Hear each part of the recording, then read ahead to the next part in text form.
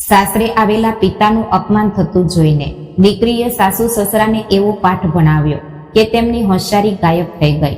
આ વાર્તા દરેક માતા પિતા ધ્યાનથી સાંભળી લેજો. સ્વરા અને આદિત્યના લગ્નને માંડ 6 મહિના થયા હતા. સ્વરા ઉતાવળમાં રોટલીઓ વણી રહી હતી. ઉચ્ચ શિક્ષિત, વિચારોથી આધુનિક અને સ્પષ્ટ વક્તા સ્વરા આ ઘરમાં નાની વહુ બનીને આવી હતી. પરંતુ આ 6 મહિનામાં જ તેને સમજાઈ ગયું હતું કે આ ઘરના નિયમો અને તેના વિચારોની દિશા તદ્દન અલગ છે. સ્વરા નાનપણથી જ અન્યાય સામે તરત જ બોલનારી છોકરી હતી. તેને કોઈ ખોટું બોલે કે વર્તે તે જરાય સહન થતું નહોતું. તેની માતાએ તેને નાનપણમાં 1000 વાર સમજાવી હતી, અરે સ્વરા, તારા વિચારો સાચા હોય છે, પણ તારી બોલવાની રીત બહુ તીખી છે. જરા જીભ પર કાબુ રાખતી જા. પણ સ્વરાનું એક જ કહેવું હતું કે જે સત્ય છે તે સત્ય છે, પછી તે મીઠી ભાષામાં કહેવાય કે કડવી. સ્વરાથી તદ્દન ઉલટી હતી તેની જેઠાણી એટલે કે મોટી વહુ સાવિત્રી. સાવિત્રી ખૂબ જ શાંત, સહનશીલ અને સૌનું ચૂપચાપ સાંભળી લેનારી સ્ત્રી હતી. એક મોટા ધનવાન વેપારીની દીકરી હોવા છતાં તે ઘરમાં પડછાયાની જેમ ફરતી હતી. સાસુ સસરાનો શબ્દ તેના માટે છેલ્લો શબ્દ હતો. તેથી જ તે આખા ઘરની લાડકી વહુ હતી.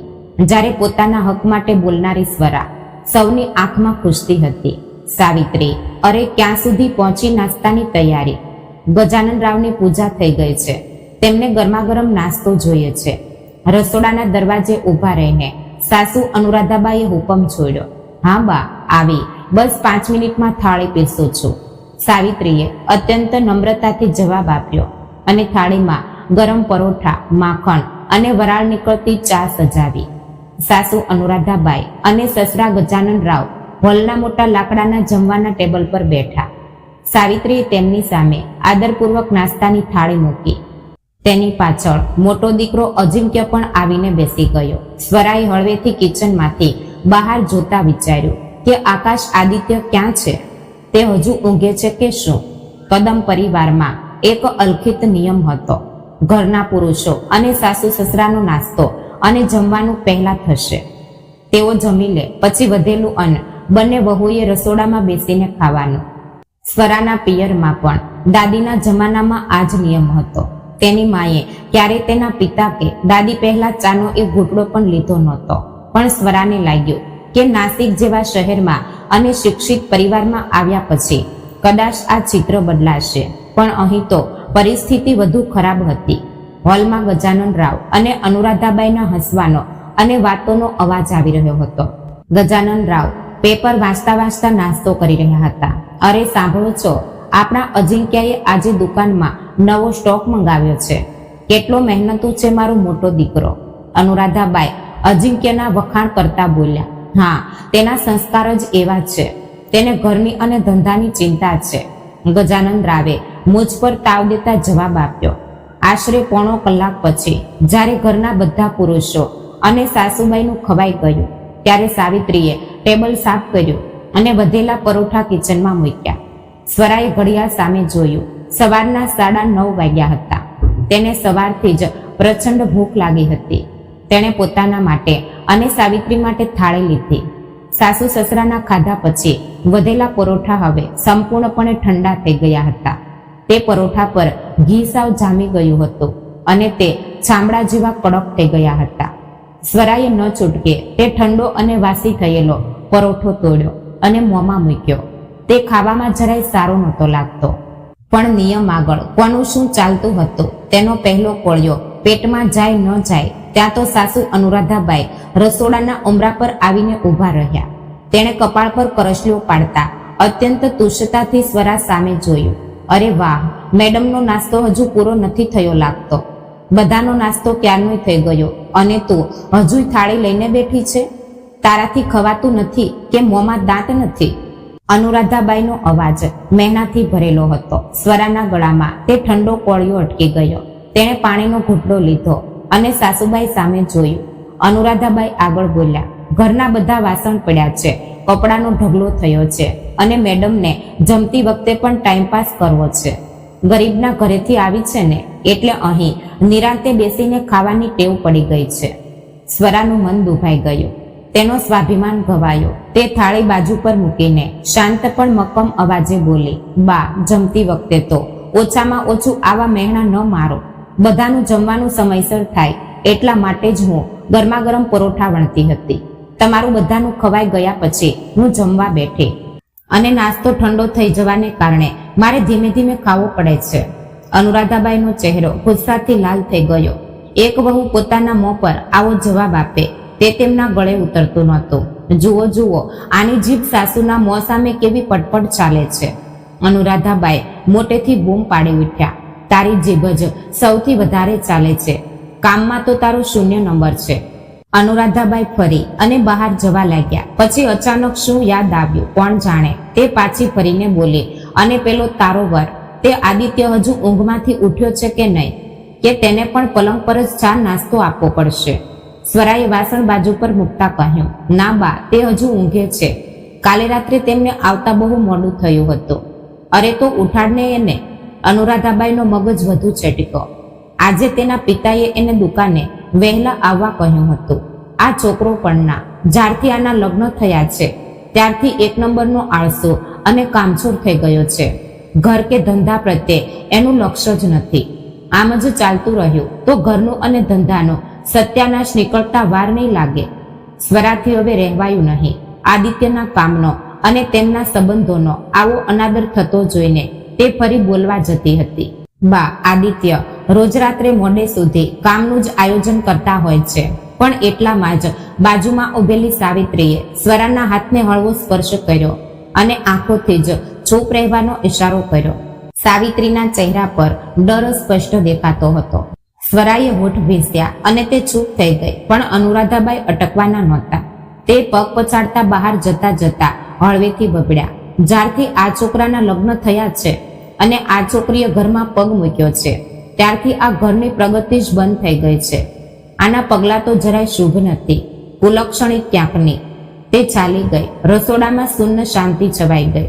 સ્વરા આવાક થઈને તે દિશામાં જોઈ રહી. તેની આંખોમાંથી ગુસ્સા અને અપમાનના આંસુ રોકાયા વગર વહેવા લાગ્યા. તેના પગલાં અશુભ. તેના આવવાથી ઘરનું સત્યાનાશ થયું. માંડ 6 મહિનામાં તેના પર આટલો મોટો આક્ષેપ મૂકવામાં આવ્યો હતો. સાવિત્રીએ હળવેથી સ્વરાના ખંભા પર હાથ મૂક્યો. શાંત થા સ્વરા. અરે, સાસરે આવ્યા પછી આવી વાતો સાંભળવી જ પડે છે.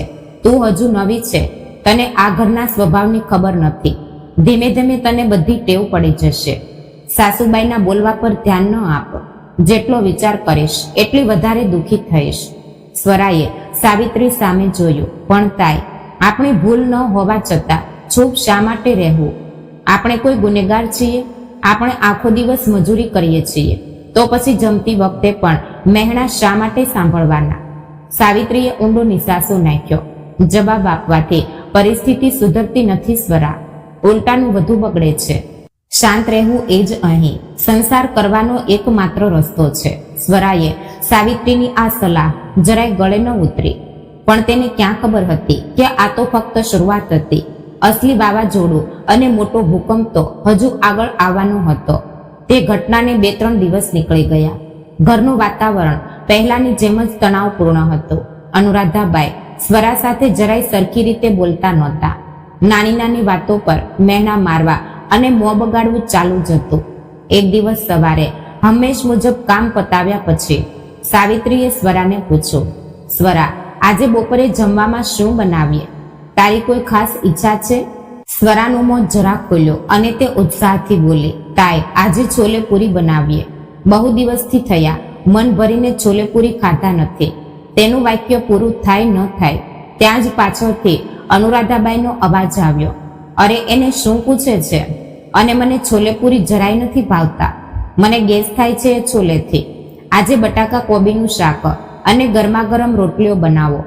સ્વરાએ એક નજર સાસુબાઈ પર નાખી, પણ પંચાત કરવાને બદલે તે હળવું હસીને સાવિત્રીને બોલી, ઠીક છે તાઈ, હું શાક સુધારી આપું છું, તું વઘાર કર, હું બાકીની તૈયારી કરી રાખું છું. સાવિત્રી અને સ્વરા બંને રસોડામાં કામે લાગી. સ્વરા બટાકા ચોલી રહી હતી. તેવામાં તેની સાડીના પાલોમાં રાખેલો મોબાઈલ વાગ્યો. સ્વરાએ હાથ લૂછીને સ્ક્રીન સામે જોયું. તેના મોટા ભાઈ એટલે કે સુજયનો ફોન હતો. સ્વરાના ચહેરા પર એકદમ આનંદ ખીલી ઉઠ્યો. તેને તરત જ ફોન ઉપાડ્યો. હેલો દાદા, કેમ છે તું? બીજી તરફથી સુજયનો ઉત્સાહી અવાજ આવ્યો. સ્વરા, હું અને પપ્પા નાસિકમાં જ એક કામ માટે આવ્યા હતા. કામ પતી ગયું છે એટલે વિચાર્યું કે તારા ઘરની નજીક જ છીએ તો તને મળીને જઈએ. અમે અડધા કલાકમાં તારા ઘરે પહોંચે છીએ. સ્વરાનો આનંદ ગગનમાં ન સમાયો. અરે વાહ દાદા, પપ્પા પણ આવ્યા છે? ખૂબ સરસ. તમે બંને અહીં જ બપોરે જમી લેજો. હું સરસ રસોઈ બનાવી રાખું છું. જલ્દી આવો તમે. હા ચાલે કે? પપ્પાને પણ તને મળવાની બહુ આતુરતા છે, દાદાએ કહ્યું અને ફોન કટ થયો. લગ્ન પછી શાંતારામજી એટલે કે સ્વરાના પિતા પહેલી જ વાર સ્વરાના સાસરે આવી રહ્યા હતા. દીકરીનું ઘર કેવું છે, તે કેવી રીતે રહે છે તે જોવા માટે એક બાપનું મન આતુર હતું. સ્વરાની આતુરતા પરાકાષ્ઠાએ પહોંચી હતી. તે દોડતી જ સાવિત્રી અને અનુરાધાબાઈ બેઠા હતા તે હોલમાં ગઈ. બા, તાય, મારા પપ્પા અને દાદા અહીં નજીકમાં જ કામ માટે આવ્યા છે. તે બંને અત્યારે આપણને મળવા આવી રહ્યા છે અને બપોરે અહીં જ જમવાના છે. સાવિત્રીનો ચહેરો આનંદથી ખીલી ઉઠ્યો. અરે વાહ, આ તો ખૂબ સારી વાત છે. શાંતારામ કાકા પહેલીવાર આપણા ઘરે આવી રહ્યા છે. પણ અનુરાધાબાઈના ચહેરાનો રંગ સાવ ઉડી ગયો. કપાળ પર કરસલીઓ પડતા તે સ્વરા સામે એવી નજરે જોવા લાગ્યા જાણે સ્વરાએ પિયરના લોકોને બોલાવીને બહુ મોટો ગુનો કરી નાખ્યો હોય. હા ઠીક છે, અનુરાધાબાઈ ઠંડા અવાજે બોલ્યા અને ઉઠીને બીજા રૂમમાં જતી રહી. તેમની આ પ્રતિક્રિયા જોઈને સ્વરાનું મન થોડું દુખાયું, પણ તેણે તેના પર ધ્યાન ન આપ્યું. તેના પિતા આવી રહ્યા છે, આ આનંદ કોઈ પણ મહેણા કરતા મોટો હતો. તે તરત જ કિચનમાં ભાગી. તાય, પપ્પા પહેલીવાર આવી રહ્યા છે. તેમને પનીરનું મિક્સ શાક અને દહીંવડા બહુ ભાવે છે. આપણે રોજના શાકની સાથે આ બે વાનગી પણ બનાવી લઈએ. સ્વરા ઉતાવળે કામ કરવા લાગી. સાવિત્રી થોડી ગભરાઈ. પણ સ્વરા, બાઈ આપણને બટાકા કોબીનું શાક બનાવવાનું કહ્યું છે. તું તેમને પૂછ્યા વગર આટલી બધી વાનગીઓ બનાવીશ તો તે ખીજાશે ને? તાય, અરે મારા પપ્પા પહેલીવાર આપણા ઘરે આવી રહ્યા છે. તેમની પસંદગીની બે વાનગીઓ બનાવીએ તો એમાં શું ખોટું છે? કાલે તે પિયર જઈને શું કહેશે કે દીકરી સાસરે ગયા પછી બાપની પસંદ નાપસંદ જ ભૂલી ગઈ. તું ડર નહીં, હું બધું સંભાળી લઈશ, સ્વરાએ પ્રેમથી કહ્યું. બંનેએ મળીને ઝડપથી રોટલી શાક, દાળ ભાત, પનીરનું શાક અને સરસ દહીંવડા તૈયાર કરી લીધા. એટલામાં સ્વરાનો પતિ આદિત્ય ઊંઘમાંથી ઉઠીને આંખો છોડતો કિચનમાં આવ્યો. સ્વરા, ચા મળશે કે? સ્વરાએ તેની સામે જોયું અને કહ્યું, અત્યારે શાની ચા? બપોરના 12 વાગવા આવ્યા છે. તમે આટલો સમય ઊંઘી રહો છો અને બા માત્ર મારા પર ડાફિયા મારે છે કે વર આળસુ થઈ ગયો છે. ઝડપથી ફ્રેશ થઈ જાઓ. પપ્પાએ તમને દુકાને વહેલા બોલાવ્યા છે, આદિત્યએ બગાસું ખાતા કહ્યું. હા બાપ, જઈશું. પપ્પાનું તો રોજનું છે વહેલા આવવાનું. માણસને કંઈ પર્સનલ લાઈફ હોય કે નહીં. સ્વરાએ માથે હાથ દઈ દીધો. કિચનમાં તૈયાર થયેલી બધી વાનગીઓ જોઈને સાવિત્રી બોલી. સ્વરા, મને બહુ ડર લાગે છે હો. બાને પૂછ્યા વગર તું આ બધું બનાવ્યું છે? લગ્નને 10 વર્ષ થયા મારા, પણ મેં આજ સુધી બાને પૂછ્યા વગર એક કપ ચા પણ કોઈને નથી આપી. સ્વરા હસી. ચિંતા ન કરતાય, થોડું ખીજાશે તો સાંભળી લઈશ. એમ પણ તે રોજ જ ખીજાય છે. બંને વાતો કરતી હતી ત્યાં જ અનુરાધાબાઈ કિચનમાં આવ્યા. તેમણે ઓટા પર રાખેલા વાસણો ઉઘાડીને જોયા. પનીરનું શાક અને દહીંવડા જોઈને તેમનો મગજ ગયો. આ શું છે? મેં તો તને બટાકા કોબીનું શાક બનાવવાનું કહ્યું હતું ને. આ આટલું બધું ખાવાનું તારા સાસરીના લોકોએ ક્યારે માંગ્યું હતું તારી પાસે? અનુરાધાબાઈએ ઝેરી મહેણું માર્યું. સ્વરાએ શાંતિથી જવાબ આપ્યો. બા, ગયા રવિવારે જ તો આપણે બધા સાથે હતા ત્યારે મેં સ્પેશિયલ બેક કર્યો હતો. અને પપ્પા પહેલીવાર આપણા ઘરે આવી રહ્યા છે તો તેમના માટે થોડું ખાસ બનાવ્યું, બસ એટલું જ. અનુરાધાબાઈએ હોઠ મરડ્યા અને ઉપવાસમાં હસીને જતી રહી. થોડી જ વારમાં શાંતારામજી અને સુજય ઘરે આવ્યા. અનુરાધાબાઈએ ગજાનન રાવને પહેલા જ ફોન કરીને બોલાવી લીધા હતા. તેથી ગજાનન રાવ પણ ઘરે હાજર હતા. શરૂઆતમાં ઔપચારિક હાલચાલ પૂછવાનું થયું. બધાએ સાથે બેસીને સ્વરા અને સાવિત્રીએ બનાવેલું જમવાનું જમ્યું. જમ્યા પછી બધા હોલમાં સોફા પર બેઠા. સ્વરા અને સાવિત્રી કિચનમાં પોતાનું જમવાનું જમવા ગઈ. હોલમાંથી શાંતારામજીનો નમ્ર અવાજ આવી રહ્યો હતો. વેવાણબાઈ, ગજાનન રાવ, મારી સ્વરા બરાબર તો છે ને? અહીં કંઈ ખોટું તો નથી વર્તતી ને? કે તમારી યોગ્ય સંભાળ રાખે છે કે? તેની કોઈ ફરિયાદ હોય તો ચોક્કસ જણાવજો.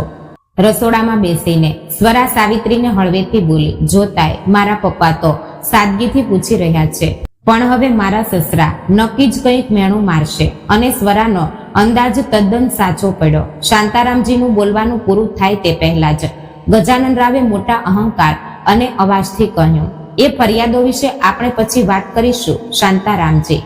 પહેલા મને એ જણાવો કે તમે આમ અચાનક કેવી રીતે આવ્યા? શાંતારામજી થોડા સંકોચાયા. તે અહીં નજીકમાં જ એક કામ માટે આવ્યા હતા. તો થયું કે દીકરીને અને તમારા બધાને મળીને જઈએ. લગ્ન પછી હું પહેલી વાર આવ્યો છું ને. ગજાનન રાવે કપાળ પર કરચલીઓ પાડી. પણ આવતા પહેલા તમે મને જણાવ્યું કેમ નહીં? ઘરના કારભારીને પૂછ્યા વગર મહેમાનોએ સીધા આમ ઘરમાં ઘૂસી આવવું એ કેવી પદ્ધતિ? શાંતારામજીને ધક્કો જ લાગ્યો, પણ તેમણે પોતાને સંભાળતા કહ્યું, ના એટલે મેં તો જમાઈબાબુને ફોન કર્યો હતો અને સ્વરાને પણ ખબર હતી. ગજાનન રાવ સોફા પરથી થોડા આગળ નમ્યા અને ઉદ્ધતાઈથી બોલ્યા, પહેલા મને એ જણાવો શાંતારામજી, આ ઘર કોનું છે? મારું કે તમારી દીકરીનું અને જમાઈનું? શાંતારામજીનું મોં ખુલ્લું જ રહી ગયું. અરે ચોક્કસ જ ઘર તમારું જ છે ગજાનન રાવ. તો પછી મને પૂછ્યા વગર તમે કેવી રીતે આવ્યા? ગજાનન રાવનો અવાજ વધુ મોટો થયો. મને ત્યારે જ શંકા થઈ હતી કે તમારી દીકરી આવી ઉદ્ધત કેમ છે. મને અત્યારે અસલી કારણ સમજાયું. અરે જો બાપ જ આવો પદ્ધતિ વગરનો હોય તો દીકરી તો કેવી અલગ નીકળવાની. હોલમાં એકદમ ભયાનક શાંતિ છવાઈ ગઈ. કિચનમાં બેઠેલી સ્વરાના હાથમાંનો કોળિયો હાથમાં જ રહી ગયો. તેનો ચહેરો ગુસ્સાથી લાલચોળ થઈ ગયો. તેના પિતા, જેમણે આખી જિંદગી સ્વાભિમાનથી જીવીને તેને મોટી કરી હતી, તેમનો આવી રીતે એક અજાણ્યા ઘરમાં અનાદર કરવામાં આવી રહ્યો હતો. શાંતારામજીનો ચહેરો અત્યંત ઉદાસ અને દુભાયેલો થઈ ગયો. તે અચકાતા બોલ્યા, ગજાનન રાવ, નક્કી શું થયું છે? તમે આટલી નાની વાત પરથી મારા સંસ્કારો પર કેમ જાઓ છો?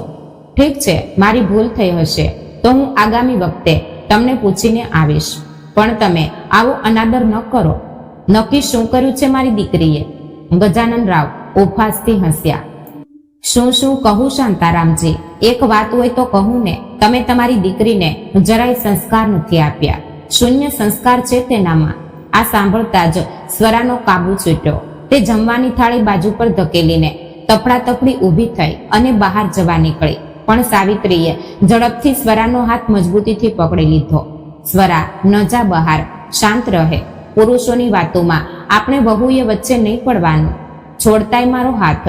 સ્વરા ફૂસફૂસાયું, મારા બાપનો આવો અનાદર થઈ રહ્યો છે ત્યાં, અને હું અહીં ચૂપચાપ બેસીને જમું?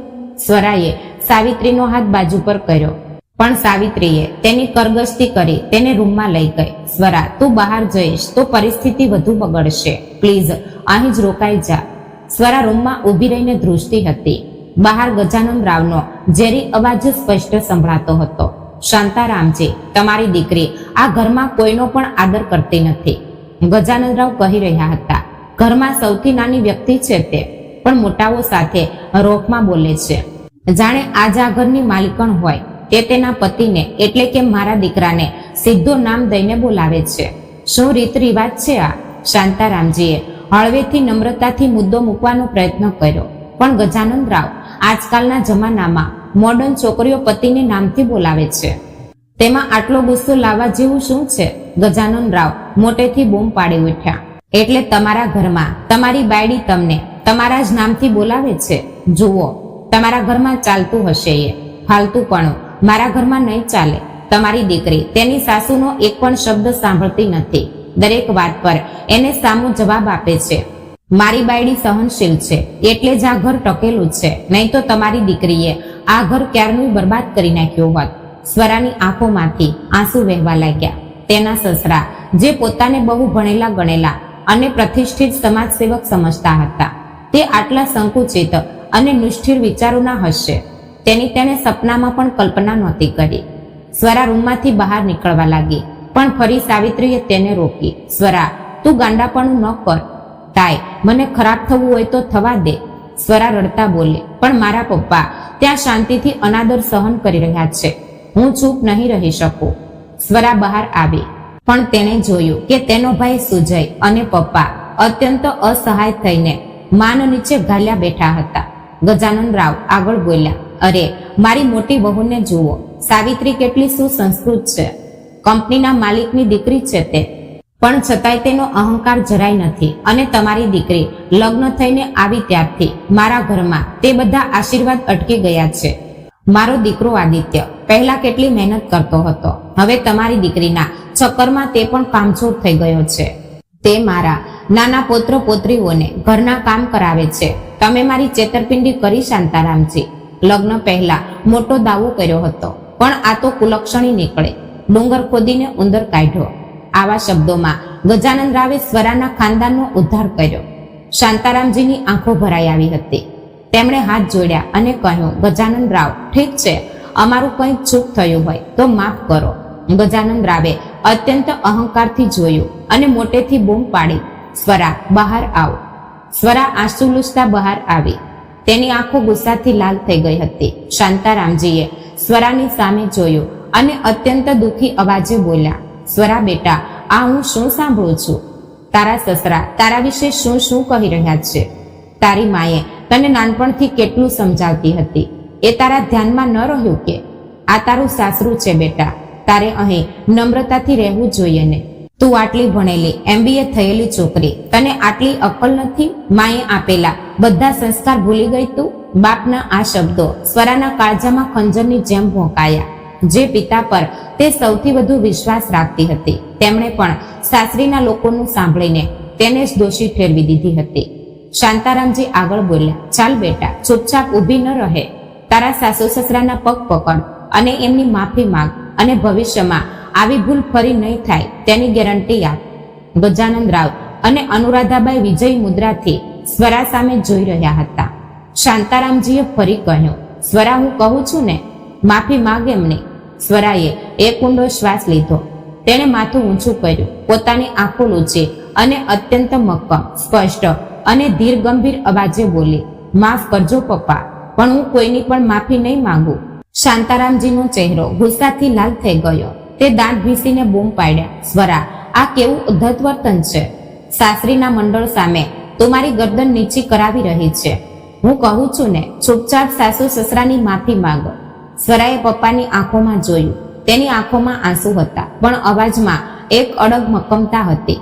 પપ્પા, સ્વરા ગદવક અવાજે બોલી, તમે એક તરફનું સાંભળીને સીધો નિર્ણય કેવી રીતે લઈ શકો? એમણે બે વાતો કહી અને તમે મને સીધી ગુનેગાર ઠેરવીને મુક્ત થઈ ગયા. તમે એકવાર પણ મને ન પૂછ્યું કે બેટા, તારું શું કહેવું છે? મારી ભૂલ ન હોવા છતાં હું શા માટે માફી માંગુ? સ્વરા, શાંતારામજી ડાફિયા માર્યા. તેટલામાં બાજુમાં ઉભેલો સ્વરાનો ભાઈ સુજય આગળ આવ્યો. તેણે પપ્પાના ખંભા પર હાથ મૂક્યો અને નમ્રતાથી કહ્યું, પપ્પા, દીદીનું કહેવું સાવ સાચું છે. આપણે નાનપણથી તેને ઓળખીએ છીએ. તમે એકવાર તો તેની બાજુ સાંભળી લો, પછી તમારે જે નિર્ણય લેવો હોય તે તમે લેજો. શાંતારામજીએ ગુસ્સામાં એક ઉચ્છ્વાસ છોડ્યો. ઠીક છે, બોલ, શું બોલવું છે તે? તારો આ બાળ સહજ બાલિશપો ખુલ્લો પડવા દે એકવાર. સ્વરાની સાસુ અનુરાધાબાઈ તરત જ સોફા પરથી ઊભી થઈ અને નાટકી રીતે બોલી, અરે હો, અમારે અહીં નાટક નથી સાંભળવું. ચાલો આપણે આપણા રૂમમાં જઈએ. રોકાઓ બા. સ્વરાનો અવાજ હોલમાં ગુંજી ઉઠ્યો. તમે અને બાપુજી બંને અહીં જ બેસો, કારણ કે મારે જે કંઈ પણ બોલવું છે તે તમારા બંનેના મોં પર જ બોલવું છે. પપ્પા સામે આજે સત્યનો ફેસલો થવો જ જોઈએ. ગજાનન રાવ અને અનુરાધાબાઈ સ્વરાના એ આક્રમક અવતારથી થોડા ચમક્યા. ન છૂટકે બંને ફરી સોફા પર બેઠા. સ્વરા નીચે જમીન પર બેસવા લાગી. આ જોઈને તેનો ભાઈ સુજય દોડીને આગળ આવ્યો અને તેણે સ્વરાને ખુરશી પર બેસવા કહ્યું, પણ સ્વરાએ નકાર આપ્યો. ના સુજય, હું નીચે જ બેસું છું, કારણ કે આ ઘરમાં એવો નિયમ છે કે જ્યારે સાસુ સસરા સોફા પર બેસે ત્યારે વહુઓએ તેમના પગ પાસે જમીન પર જ બેસવું જોઈએ. આ સાંભળતા જ શાંતારામજીએ આશ્ચર્યથી ગજાનન રાવ સામે જોયું. ગજાનન રાવે તરત જ નજર બીજી તરફ ફેરવી લીધી. સ્વરાએ બોલવાનું શરૂ કર્યું, પપ્પા, પહેલી વાત એટલે એમણે મારા સંસ્કારો પર આંગળી ચીંધી. એમણે કહ્યું કે હું માથા પર પાલો નથી રાખતી અથવા માથા પરનો પાલો બાજુ પર કરું છું. પપ્પા, જ્યારે હું લગ્ન પછી આ ઘરમાં આવી ત્યારે મને લાગતું હતું કે આ પરિવાર શિક્ષિત છે, એટલે મેં મારા સગા ભાઈ જેવા અંજિક્ય દાદા સાથે એટલે કે મારા જેઠ સાથે અને પિતા સમાન સસરા સાથે એકદમ સામાન્ય રીતે માથા પરનો પાલો બાજુ પર રાખીને મોકળાશથી વાત કરી. પણ આ વાતનો એમણે એવો અર્થ કાઢ્યો કે છોકરી નિર્લજ્જ છે. બાએ મને બધાની સામે ખરાબ ખોટું સંભળાવ્યું. સ્વરાએ સાસુબાઈ સામે તાકીને જોયું. બા, તમે કહ્યું હતું ને કે હું વરને નામથી બોલાવું છું. પપ્પા, શરૂઆતમાં આજની ફેશન પ્રમાણે મેં આદિત્યને નામથી બોલાવ્યો, પણ તેના માટે મને ઘરમાં આટલો ધમકાવવામાં આવી કે મેં તે દિવસથી તેમને નામથી બોલાવવાનું છોડી જ દીધું. પણ પપ્પા, આજ વાત જ્યારે એમની લાડકી દીકરી એટલે કે એમની પોતાની છોકરી આ ઘરમાં આવે છે અને પોતાના વરને બધાની સામે નામથી બોલાવે છે, ત્યારે આ બંને કૌતુકથી હસે છે. તો કહો પપ્પા, પોતાની દીકરી માટે અલગ નિયમ અને બીજાની દીકરી માટે અલગ નિયમ કેમ? અનુરાધાબાઈનો ચહેરો ફાટી પડ્યો. તે કંઈક બોલવા જતા હતા ત્યાં જ સ્વરા બોલી, બા, વચમાં ન બોલો. તમે જ્યારે બોલતા હતા ત્યારે હું શાંતિથી બધું સાંભળી રહી હતી ને. હવે મારું પૂરું સાંભળી લો. હોલમાં શાંતિ છવાઈ ગઈ હતી. શાંતારામજી હવે સ્વરાના શબ્દો ગંભીરતાથી સાંભળવા લાગ્યા હતા. સ્વરા આગળ બોલી, હવે બીજી વાત, આદિત્યની કામચોરી. પપ્પા, લગ્ન પહેલા આપણને શું કહેવામાં આવ્યું હતું કે આદિત્ય પોતાનો સ્વતંત્ર ધંધો સંભાળે છે, પણ સત્ય શું છે ખબર છે? આ દુકાન ગજાનન રાવની છે. આદિત્ય રોજ સવારે 11 વાગે ઉઠે છે, બપોરે 2 વાગે દુકાને બેસે છે અને રાત્રે મોડે સુધી મિત્રો સાથે પાર્ટીઓ કરે છે. આ તેનો લગ્ન પહેલાથી જ દિનચર્યા છે. લગ્ન થયા પછી હું તેને રોજ સવારે વહેલા ઉઠાડીને દુકાને મોકલવાનો પ્રયત્ન કરું છું, પણ આજ મને મહેણા મારે છે કે આના આવવાથી ઘરની બરકત જતી રહી. પપ્પા, ઓનલાઈન માર્કેટને કારણે બજારમાં મંદી આવી છે અને છોકરો દુકાનમાં ધ્યાન નથી આપતો, એમાં મારા પગલાં કેવી રીતે અશુભ ઠર્યા? શાંતારામજીએ ગજાનનરાવ સામે જોયું. ગજાનનરાવનું માથું નીચે ઝૂકી ગયું. સ્વરાએ એક ઊંડો શ્વાસ લીધો. પપ્પા, તમે મને MBA કરવા મોકલી. મેં ખૂબ મહેનતથી મારી ડિગ્રી મેળવી. મને નોકરી કરવી હતી, પણ સાસરીના લોકોએ મને સ્પષ્ટ કહી દીધું કે અમારા ઘરની વહુઓ બહાર નોકરી નથી કરતી. ઠીક છે, મેં તે પણ માન્ય રાખ્યું. મેં ઘર સંભાળ્યું, પણ છતાંય મને રોજ સંભળાવે છે કે તને તારા ભણતરનો બહુ અહંકાર છે. સ્વરાની આંખોમાંથી આંસુ વહેવા લાગ્યા. અને બાળકોનો પ્રશ્ન? પપ્પા, મેં સાવિત્રીતાઈના બંને બાળકોને ભણવા બેસાડ્યા અને તેમને પોતાના કામ પોતે કરતા શીખવ્યું. તો બા બોલ્યા કે આ નાના બાળકોને નોકરોની જેમ ખવડાવે છે. પપ્પા, ઘરના બધા પુરુષો અને સાસુબાઈ જમીને ઉઠ્યા પછી વધેલું ઠંડુ વાસી અન્ન હું અને તાઈ કિચનમાં બેસીને ખાઈએ છીએ. એક જ થાળીમાં જમવાની અમારી ઈચ્છા હોય છે, પણ બા પડોશીઓની થાળી લાવી આપે છે અને કહે છે કે વહુઓએ પાછળથી જ જમવાનું. આ કયો ન્યાય છે પપ્પા? તેટલામાં બારણાના ખૂણામાં ઊભેલી સાવિત્રીતાઈ ડુસકા ભરીને રડવા લાગી. સ્વરાએ સાવિત્રી તરફ આંગળી ચીંધી. પપ્પા, આ સાસુ સસરા જે મોટી વહુના વખાણ કરે છે ને, તે બિચારી છેલ્લા 10 વર્ષથી આ ઘરમાં માનસિક ત્રાસ સહન કરે છે. તે સુસંસ્કૃત છે કારણ કે તેણે તેની જીભ બાંધી રાખી છે. એણે પોતાનું અસ્તિત્વ મારી નાખ્યું છે. પણ અત્યાચાર એટલે માત્ર મારપીટ કરવી નહીં પપ્પા, રોજ માનસિક રીતે ભાંગી નાખવી એ પણ અત્યાચાર જ છે. અનુરાધાબાઈ ગુસ્સામાં બૂમ પાડી ઉઠ્યા. તું બહુ બોલે છે સ્વરા, ખોટા આરોપ લગાવે છે અમારા પર. હું ખોટું બોલું છું? સ્વરાનો અવાજ હવે વધુ કઠોર થયો. બા, તો કહી દઉં પપ્પાને એ રહસ્ય.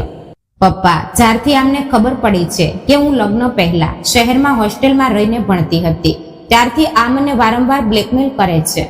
તારું લગ્ન પહેલા કોઈની સાથે અફેર હતું એવો ખોટો આક્ષેપ મારા ચારિત્ર પર મૂકવાની ધમકી આપે છે. શું? શાંતારામજી સોફા પરથી તડકો દઈને ઊભા થઈ ગયા. તેમની આંખોમાં લોહી ઉતરી આવ્યું હતું. એક પિતા માટે પોતાની નિષ્કલંક દીકરીના ચારિત્ર પર સાસરીના લોકો આવો શંકા કરે તે સહન શક્તિ બહારની વાત હતી. શાંતારામજીનો અવાજ ધ્રુજો. ગજાનનરાવ, અનુરાધાબાઈ, તમે શિક્ષિત અને પ્રતિષ્ઠિત લોકો છો, એટલે મેં મારી દીકરી તમારા ખોળામાં નાખી હતી.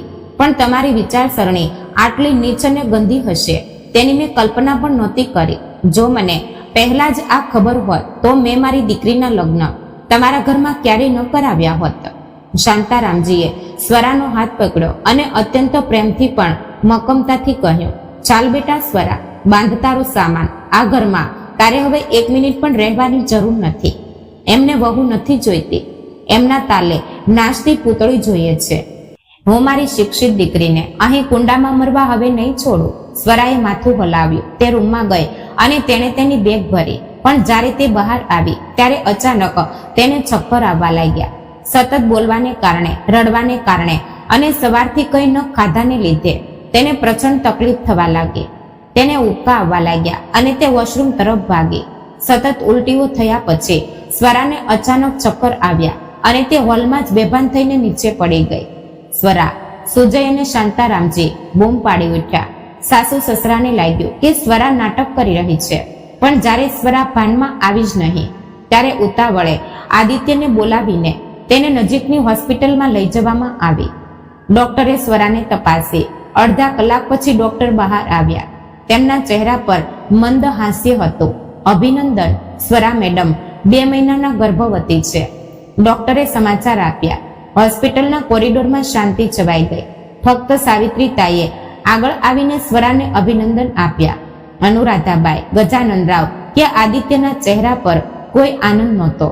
દીકરી ગર્ભવતી છે એ ખબર પડ્યા પછી પણ તેમના ચહેરા પર એ જ કડવાશ હતી. શાંતારામજીએ સ્વરાનું માથું વહાલથી અડ્યું અને આદિત્ય સામે જોઈને કહ્યું, આદિત્ય, તું તારી જવાબદારી પૂરી કરીશ કે નહીં એ મને નથી ખબર, પણ મારી દીકરીને અને તેના પેટમાં રહેલા બાળકને હું આ માનસિક ત્રાસમાં નહીં છોડું.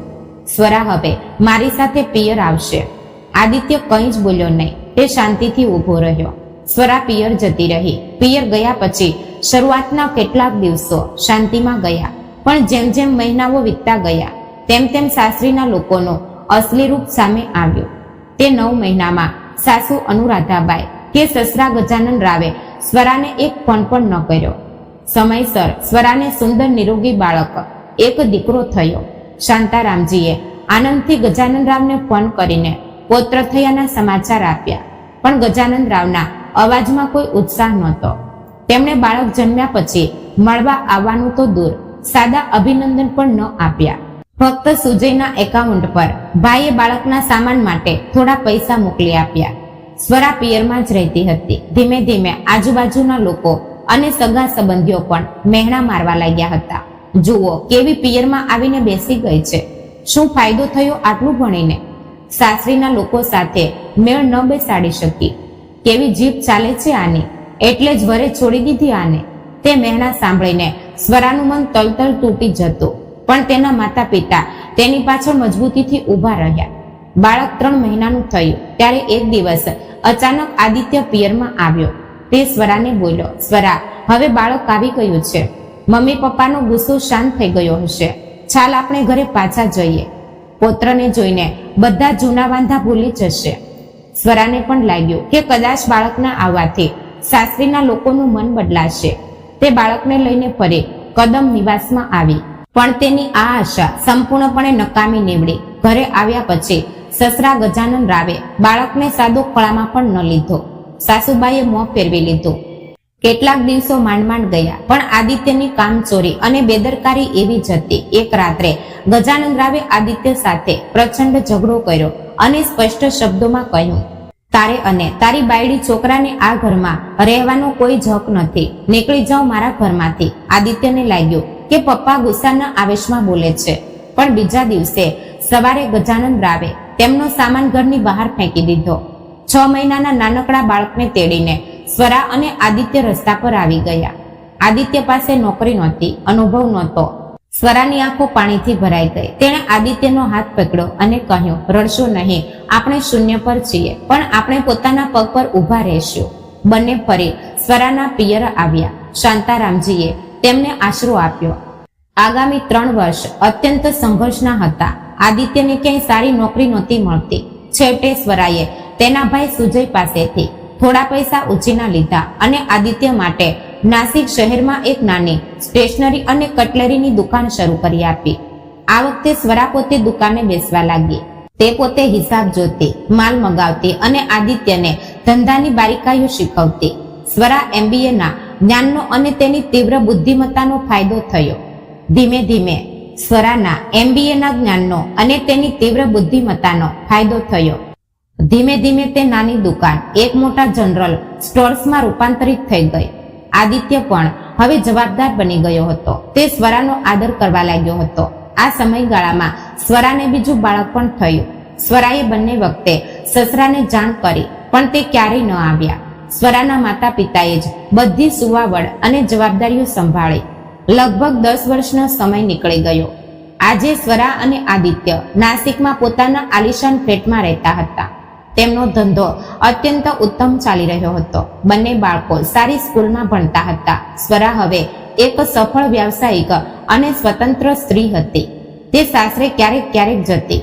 સાસુ સસરાએ ક્યારેય ફોન ન કર્યો, એટલે સ્વરાએ પણ ફોન કરવાનું છોડી દીધું હતું. પણ તેના અને સાવિત્રીતાઈના સંબંધો આજે પણ ટકેલા હતા.